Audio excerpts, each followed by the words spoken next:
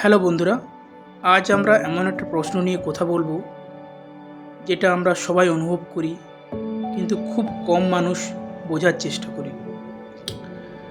ব্যথা আসলে কোথা থেকে আসে, শরীর না মস্তিষ্কে? আমরা সাধারণত বলি আমার হাত ব্যথা করছে, পায়ে ব্যথা, মাথায় ব্যথা, কিন্তু সত্যিটা হলো ব্যথা কি সত্যি ওই জায়গাতেই থাকে নাকি অন্য কোথাও? চলো একটা ছোট ঘটনা দিয়ে শুরু করি। ধরো তুমি রান্নাঘরে কাজ করছো, হঠাৎ করে ভুল করে গরম কড়াইয়ে হাত লেগে গেল। সেকেন্ডের মধ্যেই তুমি হাতটা টেনে নিলে আর মুখ দিয়ে বেরিয়ে এলো আহ। এখন প্রশ্ন হলো, এই আহ কথাটা কোথা থেকে এলো? হাত থেকে নাকি মাথা থেকে? হাতের চামড়ার ভেতরে আছে অসংখ্য ছোট ছোট সেন্সর, যাদের বলা হয় পেন রিসেপ্টর। কিন্তু এরা ব্যথা তৈরি করে না, এরা আসলে পাহারাদার।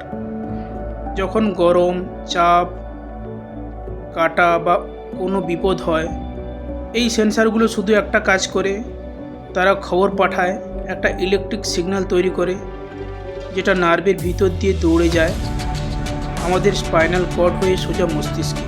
এই পর্যন্ত যা হলো, এখানে কোথাও ব্যথা নেই, ব্যথা শুরু হয় এরপর। মস্তিষ্ক সেই সিগন্যালটা পেয়ে ভাবে এই সিগন্যালটার মানে কি।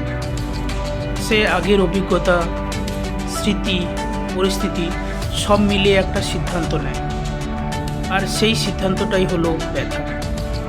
মানে খুব পরিষ্কার করে বললে, শরীর শুধু তথ্য পাঠায় আর মস্তিষ্ক সেই তথ্যকে অনুভূতিতে বদলে দেয়।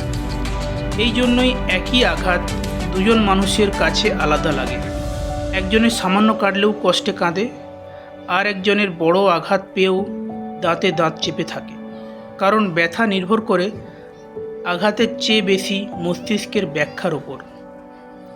এখন একটা অবাক করা বিষয় শোনো।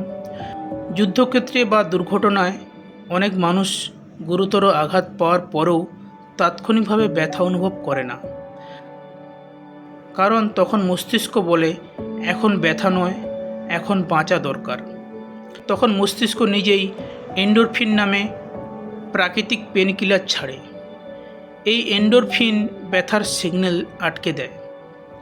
তাই মানুষ পরে বুঝতে পারে আমি আসলে খুব খারাপভাবে আহত। এখন আরেকটা আরও অদ্ভুত ব্যাপার, কিছু মানুষের হাত পা কেটে যায়, তার তখন সেই অঙ্গটা নেই, তবুও তারা বলে ওই আঙুলটা ব্যথা করছে। এই ঘটনাকে বলে ফ্যান্টম পেন। অঙ্গ নেই কিন্তু ব্যথা আছে, কারণ মস্তিষ্কের ভেতরে শরীরে একটা মানচিত্র থাকে। অঙ্গ চলে গেলেও মানচিত্রটা থেকে যায়। এই ব্যথা প্রমাণ করে ব্যথার আসল ঘর শরীর নয়, মস্তিষ্ক। এখন বুঝতে পারছো কেন কখনো কখনো আমরা ভয় পেলে ব্যথা বেশি অনুভব করি। ভয়, দুশ্চিন্তা, টেনশান এই সবই মস্তিষ্কের অবস্থা বদলে দেয়। আর মস্তিষ্ক যখন অস্থির, সে ছোট সিগন্যালকেও বড় ব্যথা বানিয়ে ফেলে। এই জন্যই মানসিক চাপ থাকলে মাথা ব্যথা, পেট ব্যথা কোনো কারণ ছাড়াই শুরু হয়।